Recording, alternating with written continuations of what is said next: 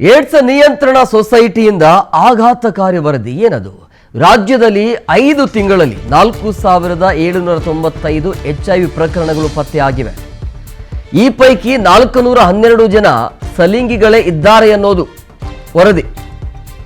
2004ರಿಂದ ಚಿಕಿತ್ಸೆ ಪಡಿತಾ ಇರೋರು 39,028 ಜನ ಯುವ ಜನತೆ.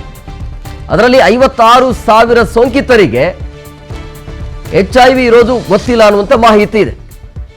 ಅಂದರೆ ಅವರಿಗೆ ಗೊತ್ತೇ ಇಲ್ಲ. 56,000 ಸೋಂಕಿತರಿಗೆ ತಮಗೆ HIV ಇದೆ ಅನ್ನೋದು ಮಾಹಿತಿನೇ ಇಲ್ಲ ಅವರಿಗೆ. ಇದೊಂಥರ ಆಘಾತಕಾರಿ ವರದಿ ಇದು. ಏಡ್ಸ್ ನಿಯಂತ್ರಣ ಸೊಸೈಟಿಯಿಂದ ಬಂದಿರುವಂಥ ಆಘಾತಕಾರಿ ವರದಿ. ಯುವಕರಲ್ಲಿ ಈ ರೀತಿ HIV ಜಾಸ್ತಿ ಸಂಖ್ಯೆ ಕಂಡು ಬರ್ತಾ ಇರೋದು. ಸೊ ಹಂಗಾಗಿ ಶಾಲಾ ಕಾಲೇಜುಗಳಲ್ಲಿ HIV ಪರೀಕ್ಷೆ ಆಗಬೇಕು ಅನ್ನುವಂಥ ಲೆಕ್ಕಾಚಾರ ಇದೆ. ಸೊ ಜಾಗೃತಿ ಮೂಡಿಸುವಂಥ ಕೆಲಸ ಆಗಬೇಕಾಗತ್ತೆ. ಅಸುರಕ್ಷಿತ ಲೈಂಗಿಕತೆಯಿಂದ HIV ಸೋಂಕು ಹರಡ್ತಾ ಇದೆ ಅನ್ನೋದು.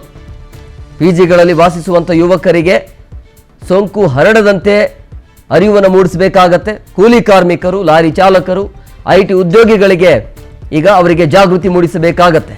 ನಾಟಕ ಭಿತ್ತಿ ಪತ್ರಗಳ ಮೂಲಕ ಜಾಗೃತಿ ಮೂಡಿಸುವ ವ್ಯವಸ್ಥೆಯನ್ನು ಮಾಡಬೇಕಾಗತ್ತೆ.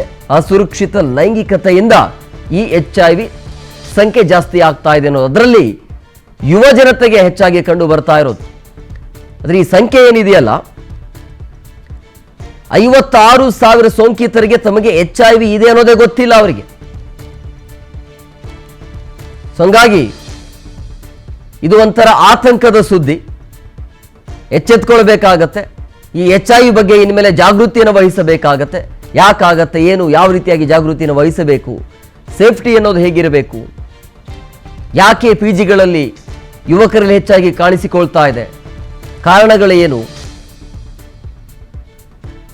ಹೇಗೆ ಆರಂಭದಲ್ಲಿ ಅದನ್ನು ತಡೆ ಹಿಡಿಯೋದು ಹೇಗೆ, ಎಲ್ಲದರ ಬಗ್ಗೆ ರಾಜ್ಯ ಸರ್ಕಾರ ಈಗ ಮುಂದಾಗಬೇಕಾಗತ್ತೆ ಜಾಗೃತಿ ಮೂಡಿಸೋದಕ್ಕೆ.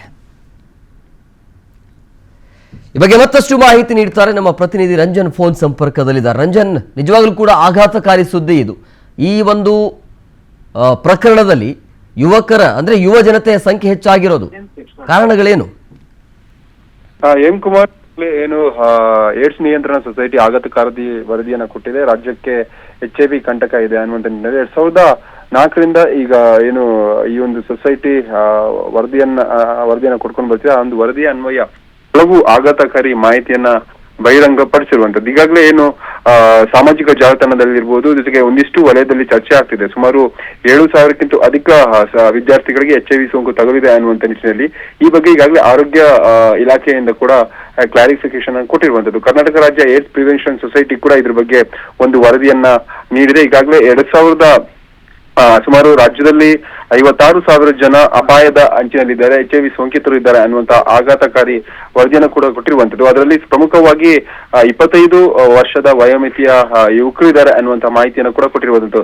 ಒಂದ್ ಕಡೆಯಿಂದಾಗಿ ಇದೇ ವಿಚಾರವನ್ನ ಎಲ್ಲೋ ವಿದ್ಯಾರ್ಥಿಗಳಿಗೆ ಅದರಲ್ಲೂ ಪ್ರಮುಖವಾಗಿ ಬೆಂಗಳೂರಿನಲ್ಲಿರುವಂತಹ ವಿದ್ಯಾರ್ಥಿಗಳಿಗೆ HIV ಸೋಂಕು ತಗುಲಿದೆ. 7,000ಕ್ಕಿಂತ ಅಧಿಕ ಸಂಖ್ಯೆಯ ಪ್ರಕರಣಗಳು ವಿದ್ಯಾರ್ಥಿಗಳಲ್ಲಿ ಕಾಣಿಸಿಕೊಂಡಿದೆ ಅನ್ನುವಂಥ ನಿಟ್ಟಿನಲ್ಲಿ ಕೂಡ ಒಂದಿಷ್ಟು ಮಾಹಿತಿಗಳು ಹರಿದಾಡುತ್ತಿದ್ವು.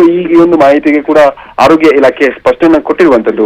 ಕುಮಾರ್, ಸುಮಾರು 2004ರಿಂದ ಇಲ್ಲಿವರೆಗೂ ಕೂಡ ಸುಮಾರು 39,028 HIV ಸೋಂಕಿತರು 18ರಿಂದ 35 ವರ್ಷದ ವಯೋಮಾನದವರು ಚಿಕಿತ್ಸೆ ಪಡೆದಿದ್ದಾರೆ ಅನ್ನುವಂಥ ಸ್ಪಷ್ಟನೆ ಕೂಡ ಕೊಟ್ಟಿರುವಂತದ್ದು. ಇದು ಆದ್ರೆ ಕೆಲವೊಂದಿಷ್ಟು ಸಾಮಾಜಿಕ ಜಾಲತಾಣದಲ್ಲಿ ಸುಮಾರು 7,000 ಜನ ಕಾಲೇಜು ವಿದ್ಯಾರ್ಥಿಗಳಿಗೆ HIV ಸೋಂಕು ಹರಡಿದೆ, ಇದು ತಪ್ಪಾದ ಮಾಹಿತಿ ಅನ್ನುವಂಥದ್ದು ಕೂಡ ಈಗಾಗಲೇ ಆರೋಗ್ಯ ಇಲಾಖೆಯಿಂದ ಸ್ಪಷ್ಟನೆ ಸಿಗ್ತಿರುವಂತದ್ದು. Hemakumar. Yes, okay, thank you Ranjan ನಿಮ್ಮೆಲ್ಲ ಡೀಟೇಲ್ಸ್ಗಾಗಿ.